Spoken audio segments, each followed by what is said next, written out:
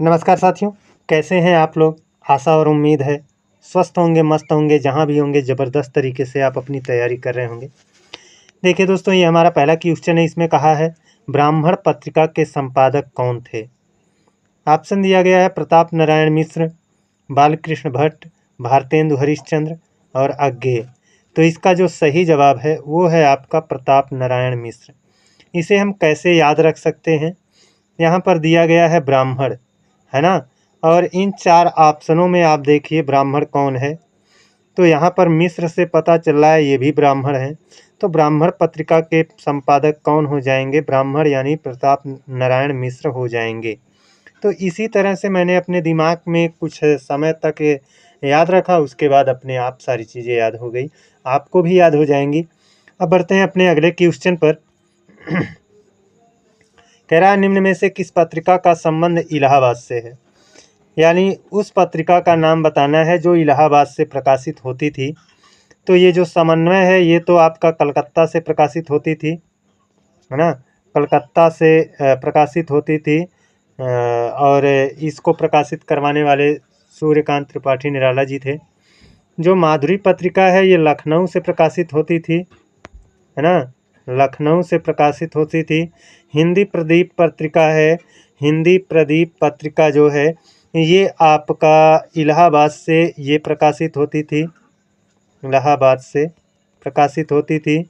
और जो ब्राह्मण पत्रिका है ये प्रकाशित होती थी कानपुर से, कानपुर से ये प्रकाशित होती थी, जिसको प्रकाशित करवाने वाले प्रताप नारायण मिश्र थे, अभी पिछले क्वेश्चन में बताया गया। तो इलाहाबाद से किसका संबंध है, तो इलाहाबाद से आपका हिंदी प्रदीप का है। ऑप्शन सी हमारा क्या हो जाएगा, करेक्ट जवाब हो जाएगा।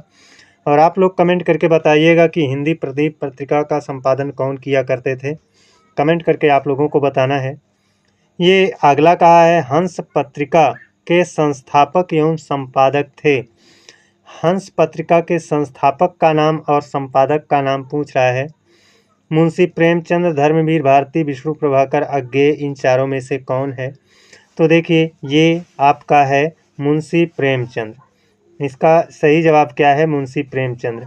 कैसे याद रखेंगे, हंस में आप देखोगे ऊपर बिंदी दिख रहा है, और रचनाकार के नाम में भी 2 जगह आपको बिंदी दिख रही है, एक मुंशी में और एक प्रेमचंद्र में, चंद्र जो लिखा है ना, वहाँ पर दिख रही है।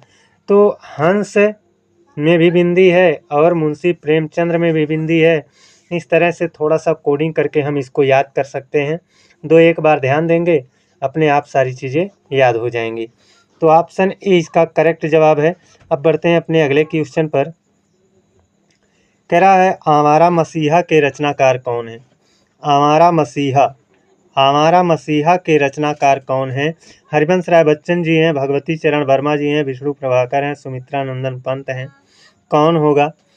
तो इसका जो सही जवाब है ना दोस्तों, वो है आपका विष्णु प्रभाकर। आवारा मसीहा के रचनाकार कौन है, विष्णु प्रभाकर। कैसे याद रखेंगे, देखिए दोस्तों, आप तो जानते ही हैं कि जो विष्णु जी हैं वो कृष्ण के रूप में अवतार लिए थे, है ना। और जो विष्णु जी हैं आप जानते हो उन्होंने छलिया का भेष भी धारण किया था, और उनका जो अवतार कृष्ण था, उस कृष्ण के अवतार में उन्होंने आप को हम याद कराने के लिए बता रहे हैं। ऐसी कोई मंशा मेरी नहीं है। मैं जो शब्द बोलने जा रहा हूँ इसको लेकर के बहुत लोग हो सकता है नाराज़ हों, लेकिन ये नाराज़ होने की बात नहीं है, इसको दिमाग में बैठाने की बात है, इसको याद करने की। आवारागिरी किया करते थे कौन। हम आपसे ये कहें कि ब्रह्मा विष्णु महेश तीनों में आवारागिरी कौन किया करते थे, तो आप कहोगे विष्णु जी किया करते थे, यानी कृष्ण जी किया करते थे। तो आपका विष्णु प्रभाकर इसका क्या हो जाएगा, करेक्ट आंसर हो जाएगा। आपको 2-1 बार आपके दिमाग में ये चीज़ आएगी ना, तो अपने आप सारी चीज़ें याद हो जाएंगी दोस्तों। तो आवारा मसीहा के रचनाकार कौन है, विष्णु प्रभाकर है। और ये जो आवारा मसीहा है किसके जीवन पर लिखा गया है, कमेंट करके आपको बताना है। आवारा मसीहा किसके जीवन पर लिखा गया है, आपको ये बताना है कमेंट करके। अब ये अगला क्वेश्चन है, कह रहा है गिल्लू कहानी की लेखिका कौन है।